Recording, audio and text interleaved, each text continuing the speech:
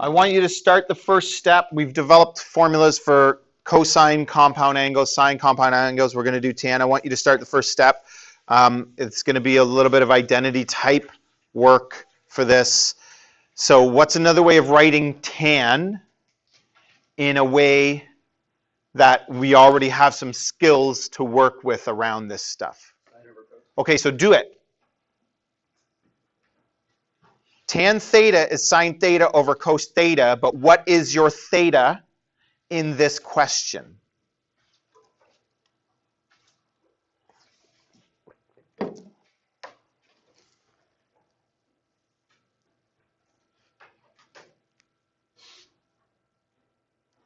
And write it down, and you do it, and then I'll get you to answer for the whole class.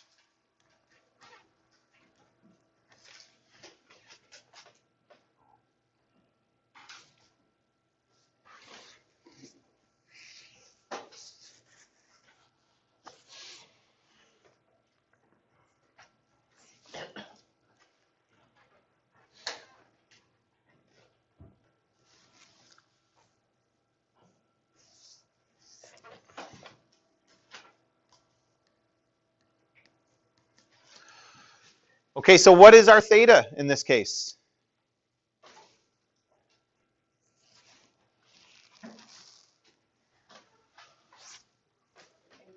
A plus B. So how would I rewrite it? Asia, do you want to do that for us?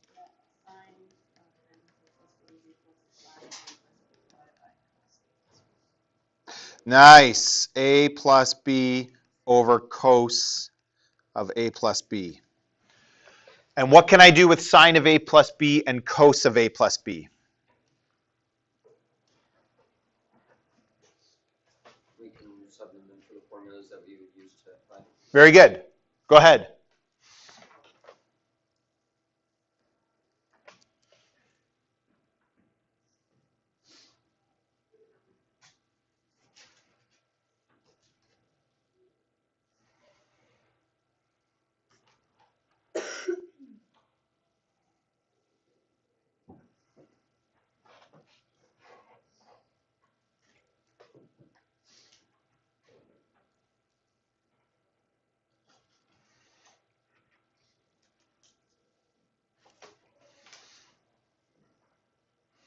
If you haven't memorized the formulas, there they are.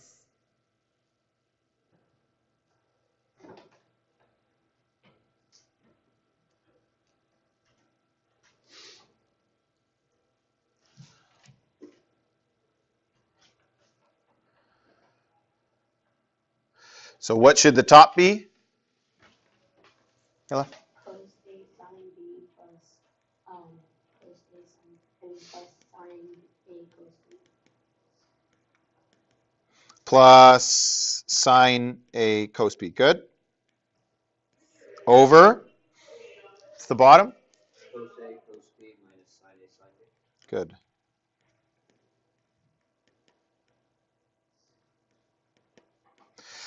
So that's the part that you could have done yourself. Like if you were gonna, if I told you to try to derive this formula, I think a lot of people would have sort of maybe chosen those two steps on their own. It's a leap because you probably can't see where it's going. But if you were forced to try something, that would have been a good strategy because we have formulas for those. So let's put it in terms of something that we know something about, right? Which is sine and cos. The next step is the one that's tricky. And you only really know what to do if somebody's sort of shown it to you before. So formulas, like, there's nothing necessarily special about some of the formulas you have, like quadratic formula. You could write it in other ways. We know it a particular way. Negative b plus or minus square root of b squared minus 4ac all over 2a. Like, we know it that way, but you could do some algebra and rewrite it a different way. Okay? It might not be as simple, or like it might, but it would just be different. So what we're going to do now, we'll put it in the familiar form that we know this as, but I mean, you could probably write it other ways. So there's nothing magic about what we're doing next, in other words. What we're going to do is we're going to multiply this by 1 over cos A cos B over 1 over cos A cos B. So there's nothing about what I'm looking at that jumps out at me and tells me that this is what I should do. Like, this is not a strategy that I would have expected you to come up with. This is not like an identity strategy that we have or something like that. This was like, you know, if you kind of have some advanced knowledge of what the formula looks like, this is what gets us there. But I want you to, but now that you know what to multiply by, the actual doing it is identity skill like. So I want you to try it. So try to multiply that through on the top and the bottom and see what you get.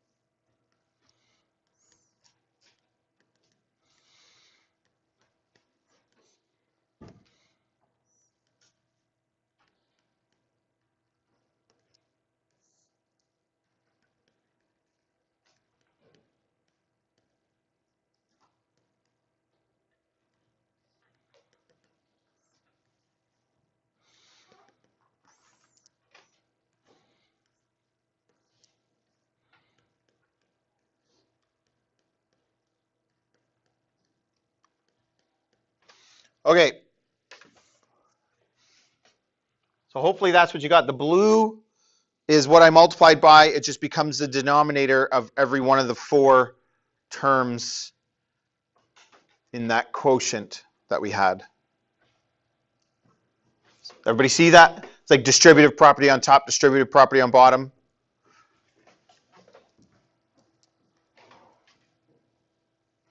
You okay?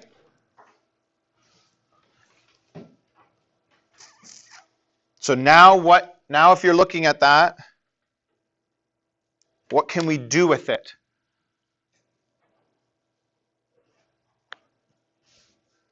How? Give me an example of one place we can simplify.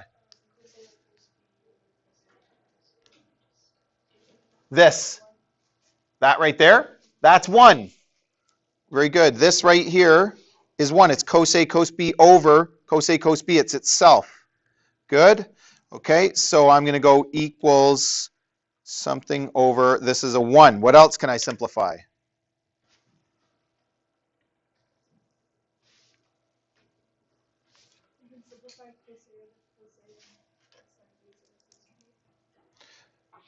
So in this top part here, so cos A over cos A divide to 1. And that's sine B over cos B. Good. What else?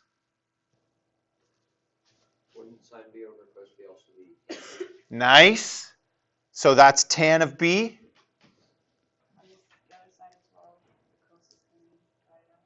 These are divided to 1. Very good. And that will become tan as well. So I'm gonna do this in a couple of steps. I'm just going to divide those out, and I get sine B over cos B plus sine A over cos A. And we've got one last thing to do at the bottom. What can I do here? Huh? They both go to tan. Very good. So this is sine, I'm going to show it in a different way, over cos A times sine B over cos B. Right? I didn't actually do anything. I just wrote it in a different way. So this is, and I'm going to change the order of these. Sine B over cos B is tan of B. Sine A over cos A is tan of A. So this is tan of A plus tan of B over 1 minus tan of A times tan of B. And that's our formula. And this was, when we added them, this was tan of A plus B. And if we look at the other formula, we notice the pattern is like, there's a pattern in the formula for tan of A minus B is very similar, where they have the same sign on top. So the plus, but the denominator has the opposite sign. Minus, minus, plus. But otherwise, it's all the same. Any questions about any of that?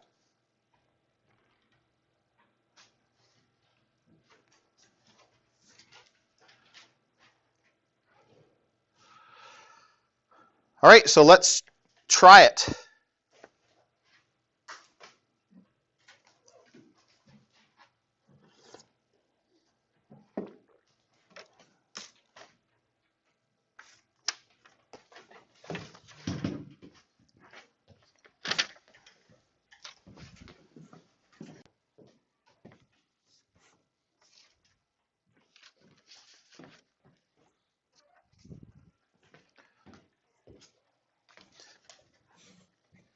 We've seen this one a whole bunch of times now, pi by 12.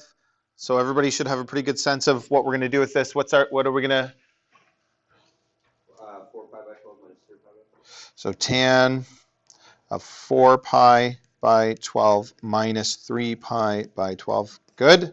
Which is tan of somebody else? Can somebody else reduce those? Yep, Ayla. Tan of pi by 3 minus pi by 3. Minus pi by 4, good. And so then using our formula, it's tan of A, which is pi by 3. An order will matter here, right? Which one's your A and which one's your B, which one you're subtracting. The top has the same sign, so minus tan of B, which is pi by 4, over 1 plus tan of pi by 3 times tan of pi by 4. You've probably noticed you usually have some multiple of pi by 4 and either pi by 3 or pi by 6. That's how these questions usually work out. The more patterns you can come up with, the more familiar it becomes, the easier it is for you to solve all these questions, you know, and feel confident that you're getting the right answer. So that's a good thing.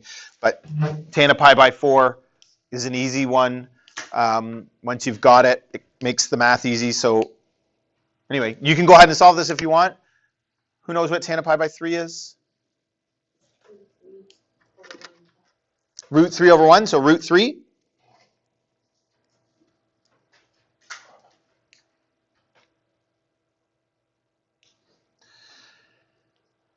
And what is tan of pi by 4? 1. And we've already done those, so that's root 3 times 1. So that's root 3 minus 1 over 1 plus root 3. Nothing in there can like divide to 1 or cancel or whatever you want to call it. You can't, no. There is a way that we could simplify that like we did with radicals, but we're not going to worry about that right now. So that answer is done. Any questions?